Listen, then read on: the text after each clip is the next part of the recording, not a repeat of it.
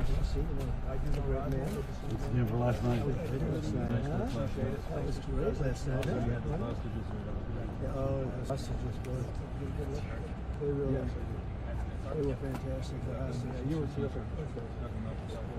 Thanks. You got the market senior brilliance. Yeah, that's up in the 17s. Nobody's ever heard of it. It's got to be a record. Yeah. You're making an house together. Yes, sir. Smart. The key is taxi. Yes, sir. Absolutely. Hello, everybody.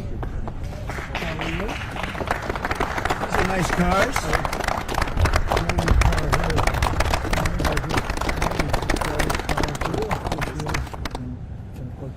Is this the car? Yep, this is the car. Ryan from last year. Yeah. So pretty amazing job he's done. Pretty amazing. And this is the team behind him here. Fantastic. How are you? Nice to see you. Great. Thanks for having us. Congratulations. Thank you. We had to do it. Somebody had to do it, right? Well, thank you very much, everybody. We have a very special day for a lot of reasons, actually, if you really think about it. But this is a day because Roger Penske is a great friend of mine. I've known him a long time. He received a few years ago the Presidential Medal of Freedom, the highest award in the country outside of the Congressional Medal of Honor. It's sort of the civilian version of the Congressional Medal of Honor. And I watched him win his 18th Indianapolis 500. And now, I just said, did you win 19? He said, well, actually, we won 20. He won 2 more since then. So that was like 5 years ago, and he won 2 more since then. And just well-deserving. If you look, Germany, Japan, the countries, they spend billions of dollars trying to win Indy. And I guess they do it sometimes, but not much. But he's done it 20 times, fellas. So he must know something about cars and racing, and trucks, too, by the way. He knows a lot about trucks. But he's been a very special guy, and he's brought some of our outstanding racing champions with tremendous courage and guts and grit. Hello, fellas. I didn't see you guys over there. That's a good-looking couple of teams, too. They have a lot of courage. And we'll see you in a second. So we're joined by the 2023-2024 NASCAR champion, Ryan Blaney, and Joey Logano. That's really fantastic, fellas. That's great. You get that car going, like as an example, on average, how fast will you About 190. About 190, you can have it. I don't want to go, but 190, that's fantastic. And on a straightaway, you'll go how much? About 190, 200. About 190 to 200. Well, it takes a special genetic, you know that, right? It's genes. Not only it's genes, really. Most people couldn't do that. Very few people could do it. The 2023 and 2024 Indianapolis 500 winner, Joseph Newgarden. Hey, Joseph.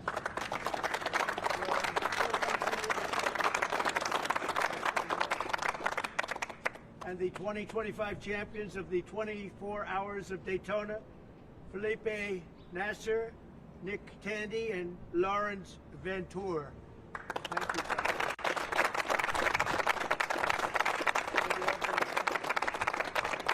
This is just a celebration of racing, and it's a celebration of Roger and his great success and his life, and these incredible champions who really do what very few people could do. Mentally, psychologically, it's a big factor here, like it is in all sports, really, but you need a great physical ability. People that do this, they don't realize what great athletes they are. It's just not the car. I had a friend, he's a very successful guy, but he was a driver. And started off, he wanted to be a race car driver. He wanted to be like you. He wanted to be just like Joey Logano. and he had it for business, but he didn't have it for he said, I just couldn't compete with the good drivers. He couldn't do it, no matter what he did. And he got lucky. He went into business. He made a lot of money. He was very successful. But he said, I couldn't press the accelerator down all the way, and the best drivers could. So there was just a difference. It was really, I never forgot that story. But these are great champions, and it's a great sport. And what you've done in Indianapolis also with the track and everything has been incredible. I mean, it's really incredible. People tell me it's been amazing. I'm going to have to get there maybe this year with you. But Open invitation. well, thank you very much. Thank you. We did Daytona.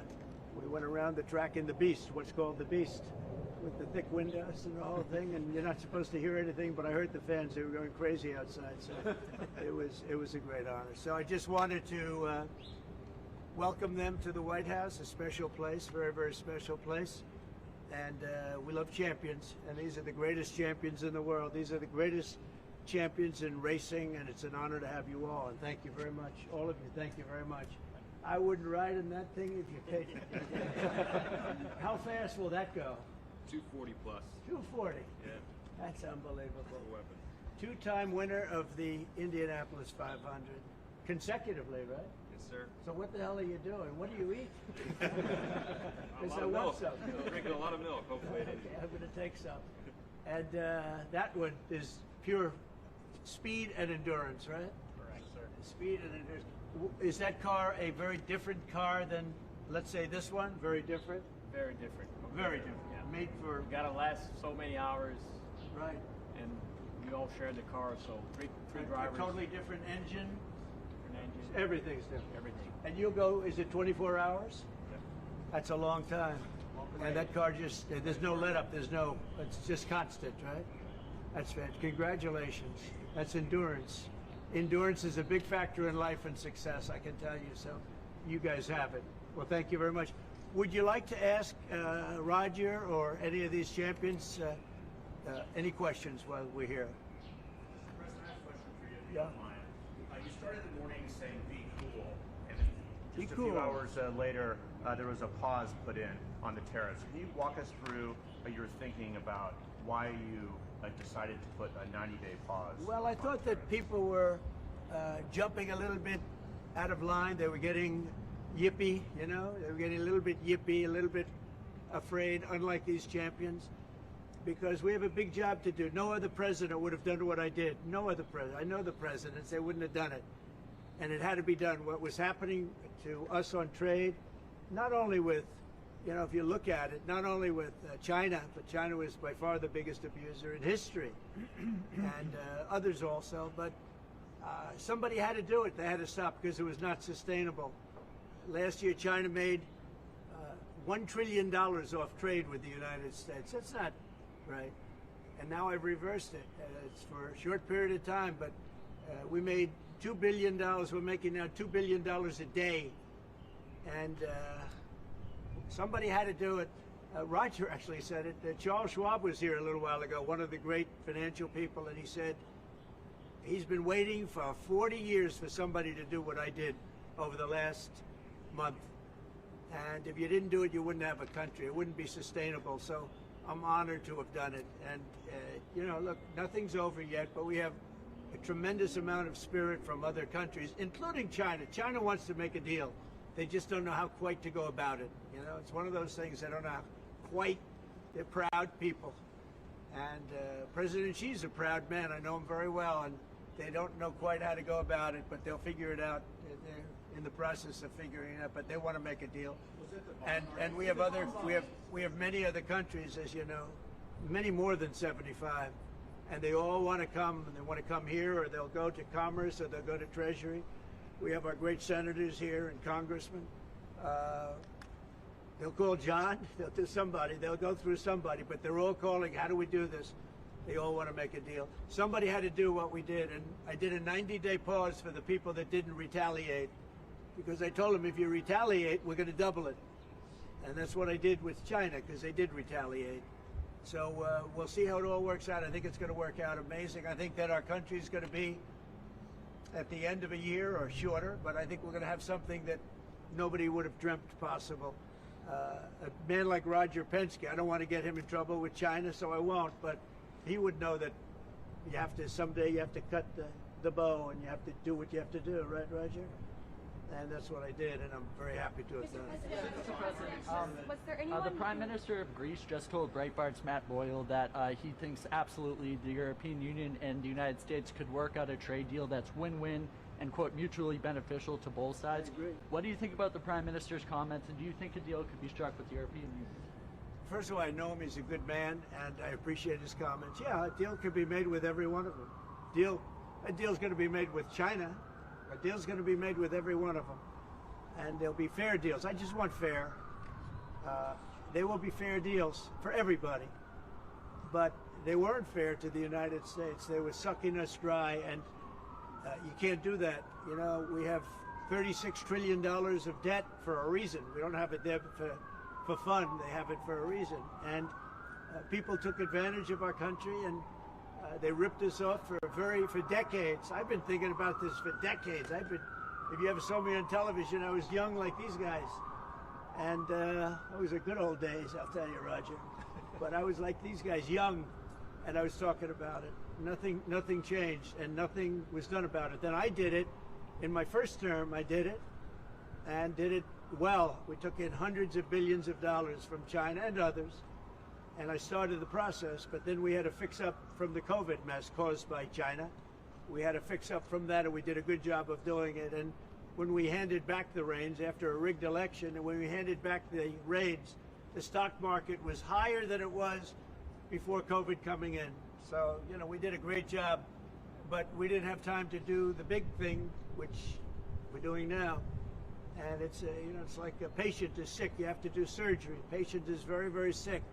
And Joe Biden handed us over a country that was in very serious trouble, economically and in every other way. They let China run away with things. They let other countries run away with things. And maybe worst of all, in a certain way, is what they did at the border. We had people pouring into our country by the millions. Many of them were murderers and drug lords and thieves and people from prisons from all over the world. And there were people from mental institutions, insane asylums. They were taking their mentally insane, and they were dumping them into our country. And I'll tell you, Tom Homan and Kristi Noem are doing a fantastic job in removing them. And now the courts, the Supreme Court just gave us numerous good rulings where we have to be able to get them out. You had other judges trying to take over the system. And think of it, they take over. They want these people coming back. Tren de Aragua from Venezuela, the Venezuela jails that cut off the fingers of a man in Colorado. They cut off his fingers because he called the police looking for help.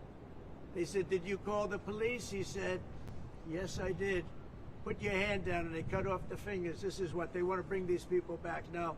And I want to thank the president of El Salvador for the job he's done, because that's the way it has to be done. Mr. President, Yeah, please. Chuck Schumer and Nancy Pelosi, they've been talking about tariffs for decades. How That's come right. when these Democrat elites want tariffs, everything's hunky-dory, but when President Trump wants tariffs, all hell breaks loose? Do you see this double standard? I love this guy, whoever the hell that is. That's really nice. I appreciate that question. No, Chuck Schumer, Nancy Pelosi, everybody knew you had to do it, but they never had the guts to do it. It does take guts. It even takes guts for our country to go through it. That's why I say be cool. They were saying about, just be cool. It's going to work out. It's going to work out, and it's working out. I can tell you, working out maybe faster than I thought. But I said it's going to take a little conditioning. It's a transition to. It's really, I think it's a transition to greatness. It's going to be greatness. Our country is going to be. There'll be nothing like it. And people investing in our country, they're going to do better than they've ever done before. We have more car manufacturers, Roger, coming into our country now. Speaking of cars. We've never seen anything like it. And they're coming in because of the election, but they're coming in because of the tariffs, because they don't want to pay 25 or 50 or whatever it may be. They don't want to pay that. They can't pay that. We had 3 cancellations in Mexico, building a plant. They're all coming into the United States. Canada, they're coming in. From China, they're coming in from everywhere. And that's just cars. We have chip makers coming. We're the biggest chip maker in the world from Taiwan, coming in, spending $3 billion to build plants, and mostly a big plant. This is a hell of a plant when you spend the kind of money that they're going to go $200 to $300 billion, not million. You know, you'd say million would be the right number. It's not $200 to $300 billion. Think of that, $300 billion. If you look at Apple, Apple is going to spend $500 billion building a plant.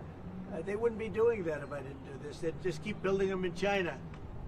And that's unsustainable. It's not a pleasant thing to do, but I appreciate the question. And, you know, interestingly, Chuck Schumer and Nancy Pelosi, Crazy Nancy, they've wanted to do this for years, but they never had a president that had the guts to do it, because it does take guts, believe me. Was it the bond markets that persuaded you to reverse No, course? I was watching the bond market. The bond market is very tricky. I was watching it, but if you look at it now, it's beautiful. The bond market right now is beautiful. But yeah, I saw last night where people were getting a little queasy. I think everything had. Well, the big move wasn't what I did today. The big move was what I did on Liberation Day. We had Liberation Day in America. We were liberated from all of the horrible deals that were made, all of the horrible trade deals that were made. And I was helped by people just like this, senator, congressman, and friends, right? And we had great help in the Senate. Our Republican senators have been amazing. They stood tall. And likewise in the House. And John Thune has done an amazing job. Barrasso has done an amazing job. I mean, I can't think of a senator, really. We had tremendous support. We got a bill passed the other day with almost unanimous support in the Senate, and I think we're going to get that in the House too. And I have to tell you that Mike Johnson is a great speaker. He's done a fantastic job. We had a majority of 1, now we have a majority of 7. And you don't realize how big 7 is until you have a majority of 1. 7 sounds like so much, but we're doing well. But Mike Johnson and John Thune have done a really great job. Mr. President, was there anyone who influenced your decision? Did you speak with anyone, you know, Jamie Dimon? Did you speak with anyone? Well, I watched about- Jamie Dimon on Maria Bartiromo's show this morning, and he was very good. He said that, actually made the statement to effect that something had to be done with the tariffs and trade. He said that. He said, look, you know, at some point, but he said something has to be done with tariffs and trade. He understood it. He's very smart, very a genius financially. He's done a fantastic job at the bank. And he knows that. Everybody knows that. Anybody that's even a little bit smart knows it. It wasn't sustainable what was happening. Somebody had to pull the trigger. I was willing to pull the trigger. This should have been done long ago. Just like Biden should have stopped the border long ago. I mean, allowed 21 million people plus into our country, many of whom should never have been allowed out of prisons and jails. They came out of prisons and jails from all over the world, and now we're getting them out, bringing them back to their countries. But it's should have never been done. Where does the TikTok decision stand? Yeah, go ahead, please. Sir, would you consider exempting some U.S. companies, maybe some larger companies who have been hit hard in the markets the last few days Well, I'll take a during look this at 90 it days? as time goes by. We're going to take a look at it. There are some that have been hard. There are some that, by the nature of the company, get hit a little bit harder, and we'll take a look at that. How will you determine it over the next 90 days? Just instinctively, more than anything else. I mean, you almost can't take a pencil to paper. It's really more of an instinct, I think, than anything else. President, at the end of all this, what is your credibility like? Because you said that these tariffs would go into effect on Monday. You said no pause. Today there is a pause. So No, how I can think you people have to believe have. your word today, sir? It's not a question of that. You have to have flexibility. I could say, here's a wall, and I'm going to go through that wall. I'm going to go through it no matter what, and keep going, and you can't go through the wall. Sometimes you have to be able to go under the wall, around the wall, or over the wall. These guys know that better than anybody, right? You got to go around them sometimes. You're not going to go through them. So I consider, you know, I think in financial markets, because they change. Look how much it changed today. We went from, you know, pretty moderate today, but over the last few days it looked pretty glum, to, I guess they say it was the biggest day in financial history. That's a pretty big change. And I think the word would be flexible. You have to be flexible. Like he's asking the question about some companies. Some companies, through no fault of their own, they happen to be in an industry that is more affected by these things than others. You have to be able to show a little flexibility. And I'm able to do that. I'm going to say hello to these champions because they are great champions. I got to say hello. Mr. President, what should we do to avoid more escalation?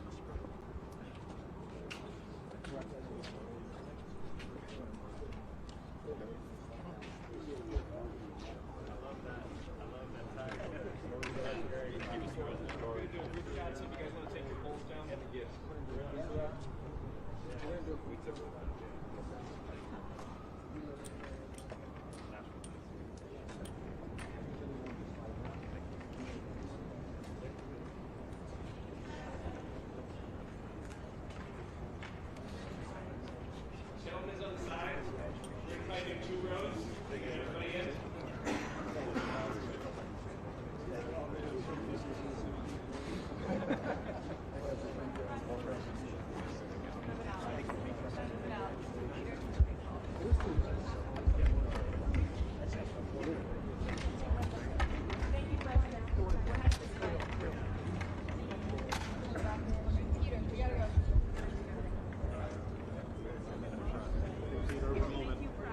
moving.